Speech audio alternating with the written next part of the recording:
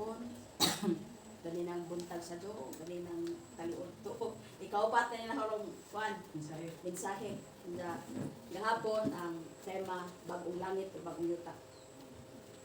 Karon ang ihatag nga teksto sa atong calendar planner sa celebration nato sa kanatuig.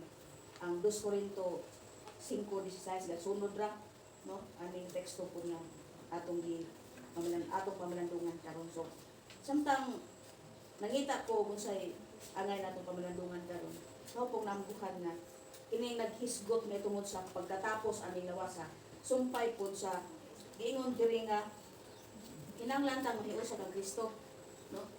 So kung atong lantawon kining tibuok kapitulo, ang verse 1 to 9 naghisgot sa kahimtang sa atong lawas nun nga kanang aspeto sa kinabuhi nga madunot jud ni dunay katapusan.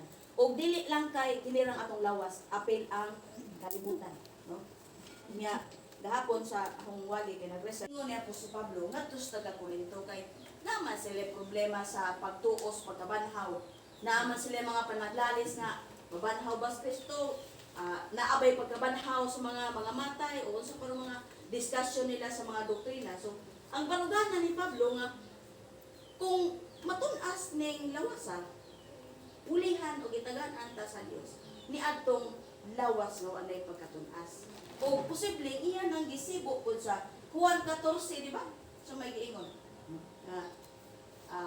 ayaw kamo pagkagool kay salig kamo kana sa Ginoo, salig pud mo kanako.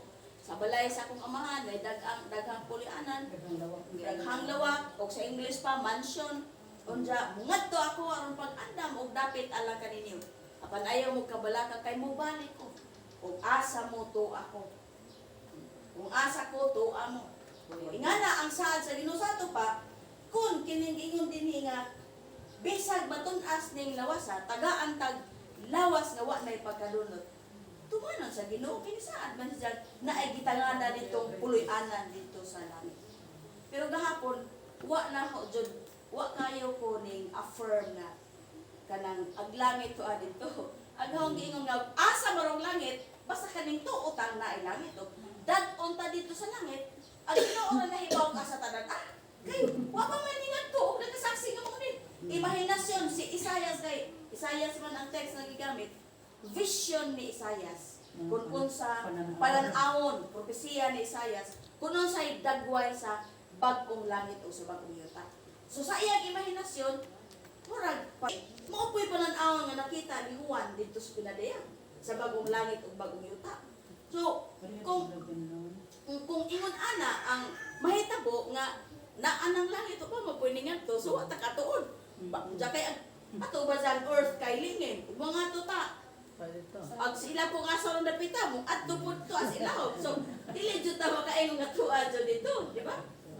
Basta kay ang Ginoo ra nahibaw asa na basta na ingon sa balaan daw siya unya sugo dimonsyon kalato ilan sa krus tungkol alang kanang nalanto siya mamatay ilubong apan siya sa tuwa daw sumala sa balaang kasulatan.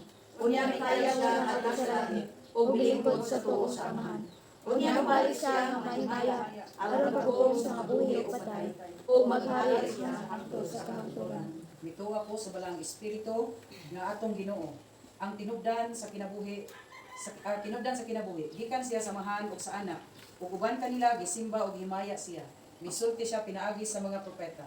Mituwa ko sa balang iglesia, naglangkob sa tibuok kalibutan, o nasukat sa mga apostoles. Mituusap ako sa usalamang kawiyan nga magpapas sa mga sala, o magpaabot ako sa pagbanhaw sa lawas, o sa pagpuyo sa abot na kalibutan.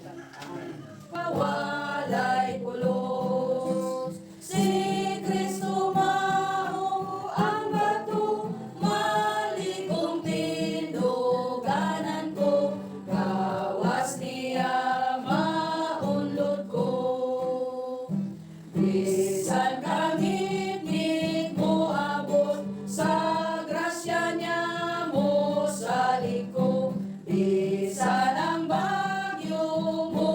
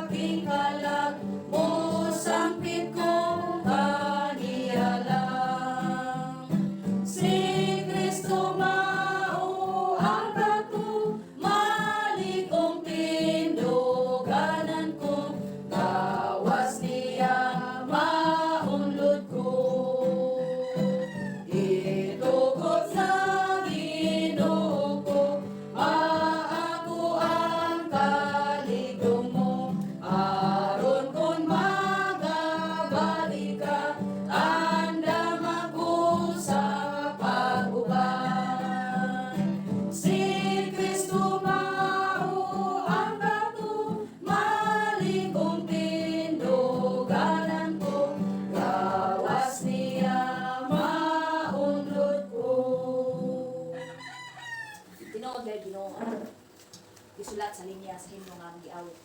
Kung wala ka nalingkong bato nga katukuranan, dili gayud kami makabarog sa among pagkatawhanon, sa among pagtuo o sa among paginabuhi.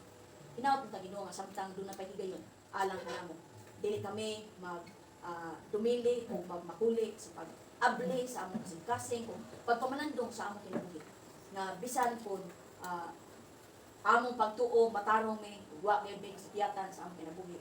Apan diha sa imong atubangan doon na di ay kakulangon ug dakong kakulangon diha sa among kinabuhi nga nagkinahanglan nga makikiusa kami kanin amo kang dawaton nga Ginoo o personal na manluwas sa among kinabuhi, among surrender, among mga kalapasan, makabatunmig tinut-anay nga paginusol o makabatunmig tinguha nga mabag-ong among kinabuhi, hukason, hubuon ang mga kinaiya, nga makababag ug dili uyon sa imong kabubuton ug paningkamutan namong batunan, i-practice ug ikinabuhi ang mga kinaiya nga maoy gusto nimo ipabuhat ug i-apply diha sa adlaw-adlaw na mga buhat. Ginoo, manalangin ni si Nanay Lorraine, iyang pamilya, iyang banay nga naghibilin samtang doon na pa higayon alang kanila hinabang ta Ginoo nga ikaw bless sa matagos sa kanila maamguhan o mapamalandungan nila diya sa ilang kinabuhi kung asa na ang level sa ilahang pagtuo nga kanimo kung unsa ang gikusgon sa kasiguruhan nga maangkon nila ang langitnong lawas o langitnong pulianan nga imong gitagana alang sa mga mutuo mo dawat kanila o kuno galing Ginoo na pa may mga pagduha-duha itugot og Dios kang imo mga pulong na nadunggan karon mo kini ang moturok diya sa ilang mga kasing-kasing mo kini mo lihok sa ilang mga kinabuhi ang samtang do na pahigayon samtang basko pa samtang dili pa maguba ang kalibutan samtang dili pa maggubot pag-ayo ang among nasod ang among espirituhanong kinabuhi amo nang gisiguro pag safety diha sa imong subakan na ikaw ang Ginoo nga nagpakamatay nagula sa imong dugo ingon na silyo sa among pagtuo na magsiguro namo nga madawat gid namo ang kinabuhing dayon inig moabot ang panahon na kami mamatay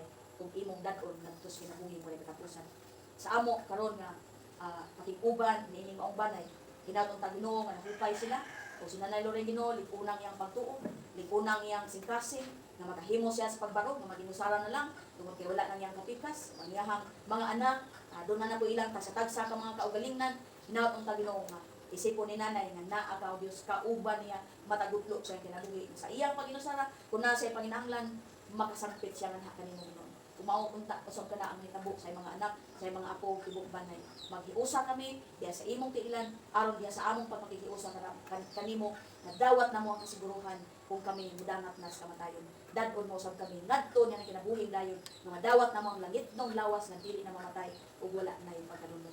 Busa o Dios, kini ang ginasali kanimo, kami ni akaron nakiduyog nining pasubok sa kamatayon ni tatay, tugot o Dios usab kami makasinati ko sa imong grasya panalangin. Likunon mo among pagtuo, lakipan among pamilya, kami tanan unta Ginoo padayong magkayusa, magmadasigon sa pagpadayon sa pagpangalagad hangtod maabot na usab ang gitakda nga panahon na kami na usab ang taliwan niining kalibutan. Kaniya nga may gahom sa pagpanalipod o pagbantay na nato aron dili kita mapukan sa gahom sa kamatayon. Ug ang grasya sa atong Ginoong Kristo nga nagadagaya pinagi sa kamatayon nga nagdalag kaluwasan. Ug ang gahom ug giya sa balang Espiritu Santo magapadayon nga magapakikuban nato sa panahon sa kinabuhi samtang ni apatay ning kalibutan. Magapanalangin, maga-safety nato hangtod sa daghan pang mga adlaw na moabot sa atong mga kinabuhi. Amen. Belen. Maog yun. Ako na muna, no? Ate. Tigo mo. Kaya ba si Maya?